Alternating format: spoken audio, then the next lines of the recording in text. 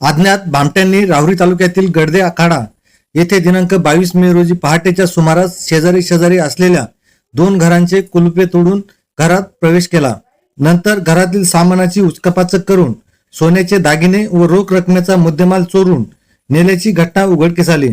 भागवत कोंडीराम कोळसे वय 72 वर्ष हे राहुरी तालुक्यातील गडदे आखाडा येथे राहत असून त्यांचा मुलगा सटवाजी कोळसे हे त्यांच्या शेजारीच राहावयास आहे. सटवाजी कोळसे हे कामानिमित्त बाहेरगावी गेल्याने त्यांच्या घराला कुलूप लावलेले होते.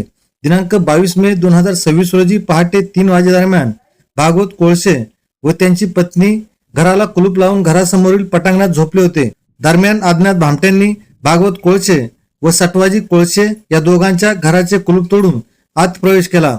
घरातील सामानाची उचकापाचक केली आणि दोन्ही घरातील मिळून 1 तोळा सोन्याचे दागिने व 20,000 रुपये रोख रक्कम तसेच 1 इलेक्ट्रॉनिक मशीन असा मुद्देमाल भामट्यांनी चोरून नेला. भागवत कोळसे यांच्या पत्नी पहाटे झोपेतून उठल्या तेव्हा त्या घरात गेल्या असता घरात चोरी झाल्याचे त्यांच्या लक्षात आले.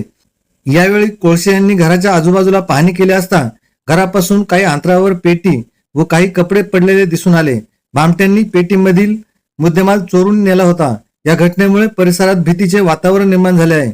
भागवत कोंडीराम कोळसे यांच्या फिर्यादीवरून राहुरी पोलीस ठाण्यात अज्ञात भामट्यावर गुन्हा रजिस्टर नंबर 560/2026 भारतीय न्याय संहितेच्या विविध कलमाप्रमाणे घरफोडीचा गुन्हा दाखल करण्यात आला.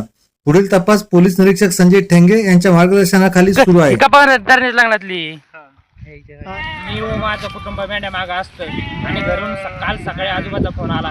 आजोबा म्हणाले की आपल्या घरी घर पुढे झालेलं आहे. तिथे जाऊन पाहिल्यानंतर आम्ही असे लक्षात आलं की तिथं आसपास घरामध्ये बघितल्यानंतर सगळं अस्ताव्यस्त पडलेलं होतं आणि त्या आजूबाजूला बघितल्यानंतर साईडला पेटे आणि सामान घरामागे 2-3 उचकलेले होते आणि बघितल्यानंतर आतमध्ये पर्स बघितल्यानंतर त्याच्यामध्ये आमचे सोन्याचे दागिने होते.